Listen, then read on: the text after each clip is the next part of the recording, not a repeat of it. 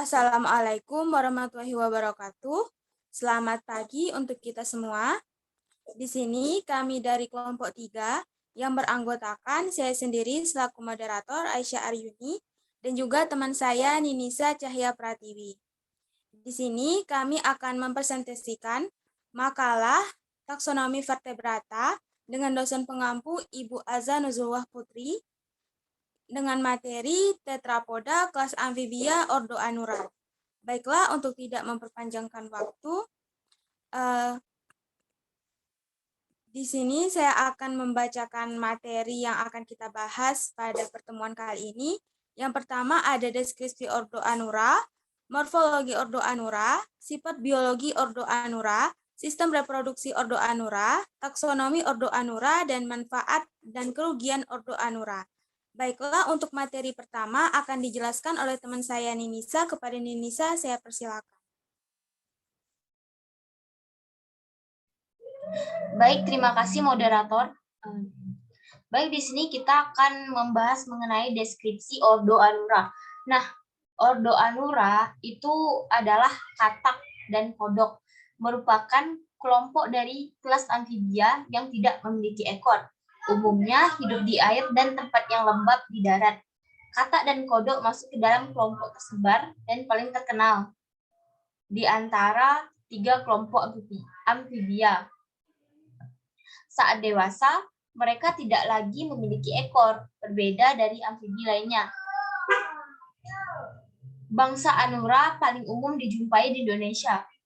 Di Sumatera, sedikitnya tercatat hampir 110 jenis, 6 famili, yaitu Bufenidae, Dichroglosidae, Megopiridae, Microlidae, Ranidae, dan Racophrodidae.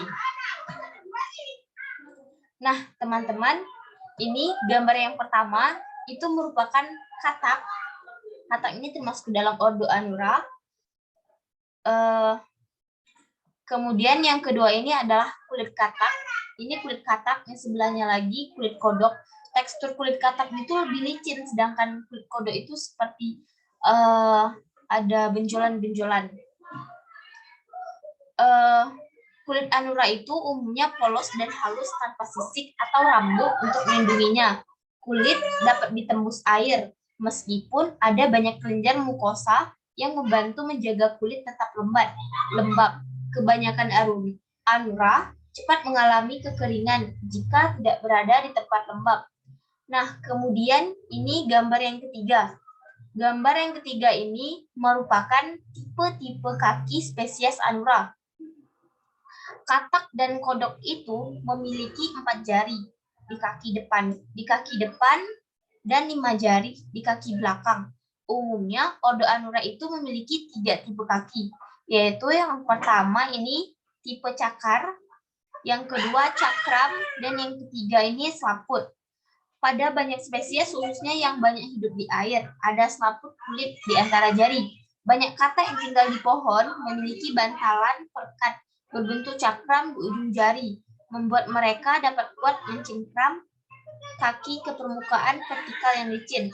Spesies penggali liang memiliki tonjolan tanduk disebut tubercle pada kaki belakang yang berfungsi untuk menggali tanah. Kemudian morfologi ordo Anura.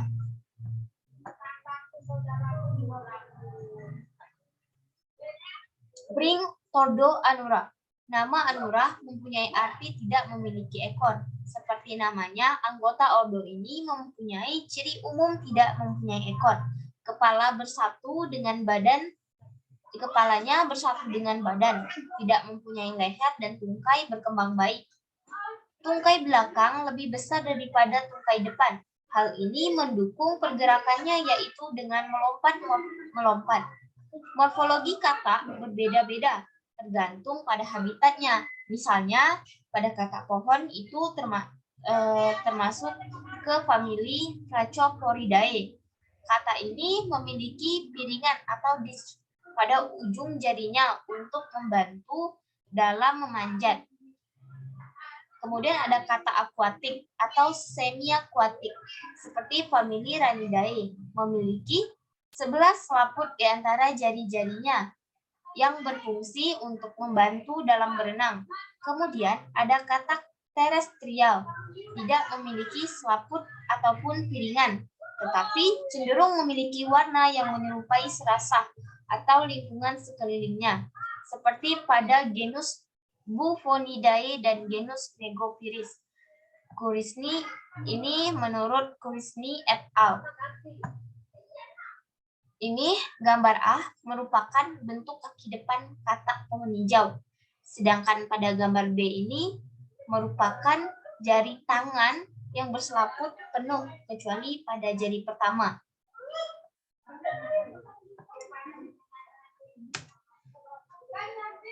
Kemudian sifat biologi dari Ordo Anura.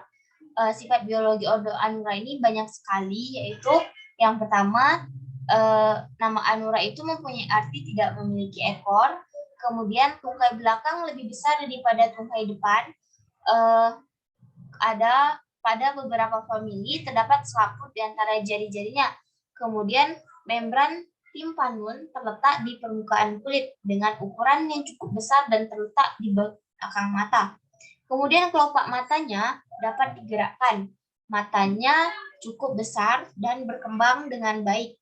Kemudian fertilisasi secara eksternal dan prosesnya dilakukan di perairan yang tenang dan dangkal. Itu menurut Wellman dan Surratt tahun 1986.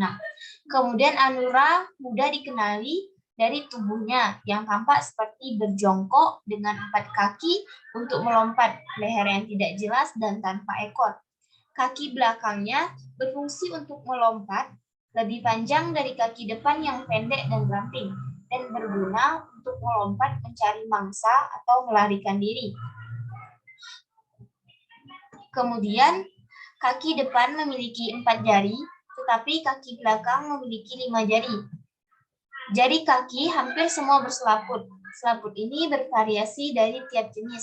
Pada beberapa jenis hampir tidak berselaput. Tetapi pada jenis yang tidak memiliki organisme ekstoterm lainnya, yaitu melakukan metamorfosis sempurna. Nah, selain dari sifat biologi yang ada di PPT ini, sifat biologi lainnya itu adalah bentuk tubuhnya. Bentuk tubuhnya yang ramping, bulat, dan memanjang dapat dijadikan sebagai acuan untuk menemukan kelompok dari individu tersebut. Kemudian permukaan kulit pada katak ini memiliki perbedaan yang sangat mendasar antara famili Bufonidae dengan famili lainnya, adalah permukaan kulitnya yang kasar.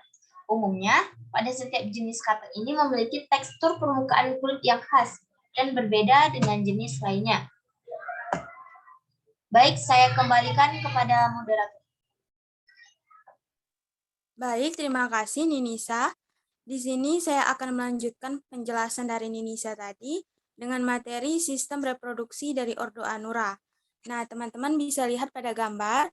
Yang pertama ada sistem genital amfibi jantan. Dari gambar tersebut bisa kita lihat bahwa terdapat testis yang berjumlah 2 yang memiliki warna yang putih sedikit kuning yang digantung oleh mesorsium. Nah, di samping itu terdapat kaudal, terdapat juga korpus adiposum yang berada di bagian posterior rongga abdomen. Nah, selanjutnya pada gambar kedua, teman-teman bisa melihat sistem genital amfibi betina. Di sini, ovarium pada betina juga berjumlah 2, sama seperti testis tadi. Di sebelah kranialnya, terdapat jaringan lemak yang memiliki warna kuning. Baik ovarium ataupun korpus adiposum berasal dari plica gametalis. Nah, di samping itu terdapat siklus hidup dari Ordo Anura tersebut. Jadi, adapun siklus hidupnya, Ordo Anura ini sangat kompleks sebelum mencapai tingkat dewasa. Daur hidup Anura terdiri dari 3 tahap, yaitu telur, berudu, dan dewasa. Nah, dari transisi dari berudu ke dewasa mencangkup perubahan radikal yang disebut metamorfosis.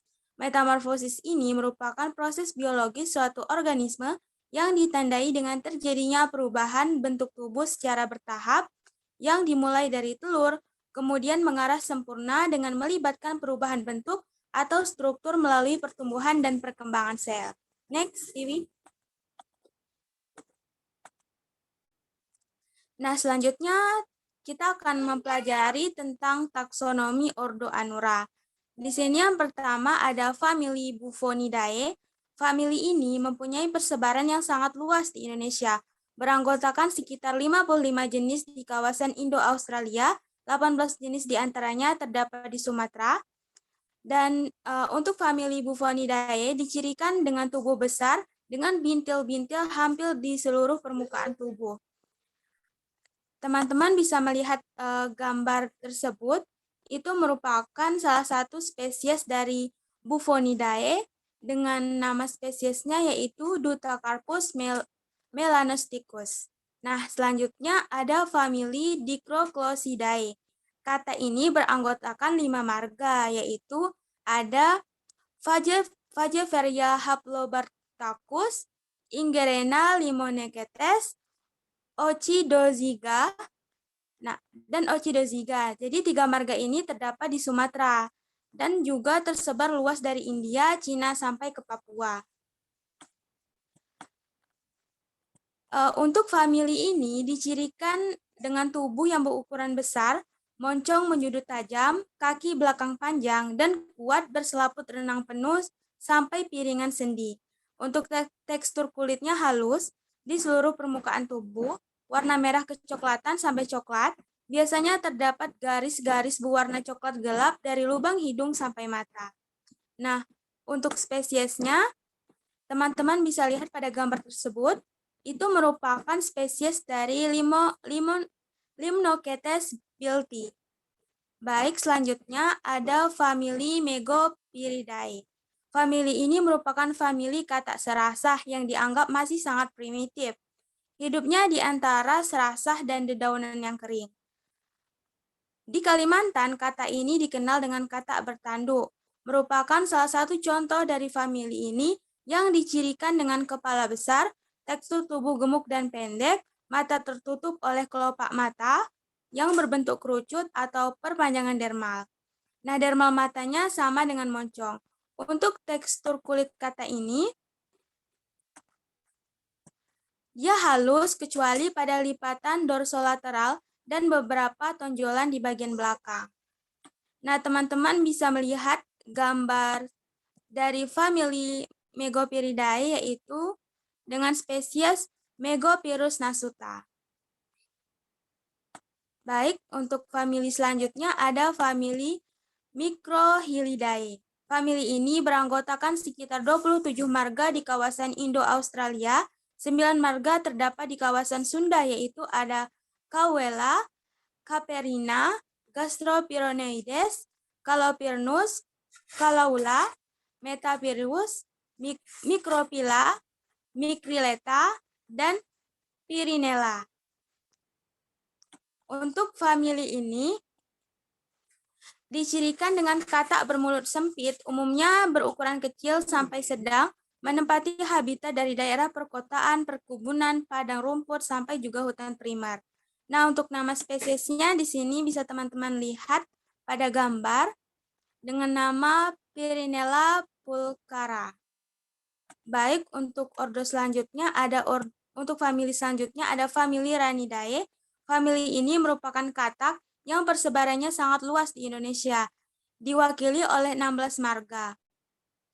Dan untuk di wilayah Sumatera terdapat 3 marga, yaitu marga Huia, Jelarana, dan Ordorana. Nah, untuk gambarnya bisa teman-teman lihat pada PPT, itu merupakan gambar dari spesies Odorana hoshi. Nah, untuk famili selanjutnya ada famili Rhacoporidae. Famili ini dikenal dengan katak pohon yang beranggotakan 9 marga di kawasan Sunda, yaitu ada Chiromantis veila, Purixalus leptomantis, Nycticalus pilatus, Polydetes, Rhacoporus, Teloderma, dan 8 marga ini terdapat di Sumatera. Untuk gambarnya bisa teman-teman lihat pada PPT. Jadi itu merupakan gambar dari famili Ronidae dengan nama Polydates leucomistax. Baik, selanjutnya. Nah, untuk materi selanjutnya adalah manfaat dan kerugian dari Ordo Anura. Untuk manfaatnya bisa kita lihat pada kodok budu atau dengan nama ilmiah Dutapirnus melanosticus. Ini dapat digunakan sebagai pengendali hama. Kemampuan kodok budu ini mampu memakan berbagai serangga yang merugikan bagi manusia dan membuat keberadaan kodok ini penting di wilayah perkotaan. Selanjutnya ada juga beberapa kalangan masyarakat yang memakan daging kodok, ada pula yang memanfaatkannya sebagai bahan pakan ternak, misalnya untuk ternak bebek. Selanjutnya, kodok ini juga berfungsi sebagai bioindikator bagi kondisi lingkungan, dan kodok sangat berperan penting untuk menjaga siklus rantai makanan. Namun, meskipun memiliki manfaat, kodok ini juga memiliki beberapa kerugian. Salah satunya, kodok sangat bersifat hama atau perusak bagi lingkungan persawahan sehingga dapat merugikan para petani.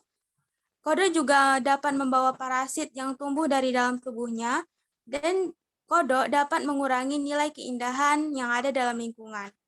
Baik, itu saja pemaparan materi dari saya.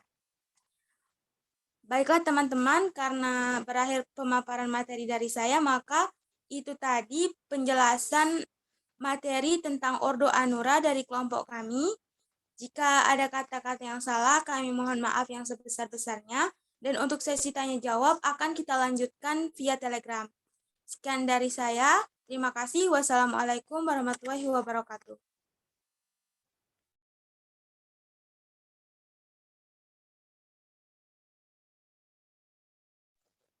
Tadi dengar nggak sih, Vi?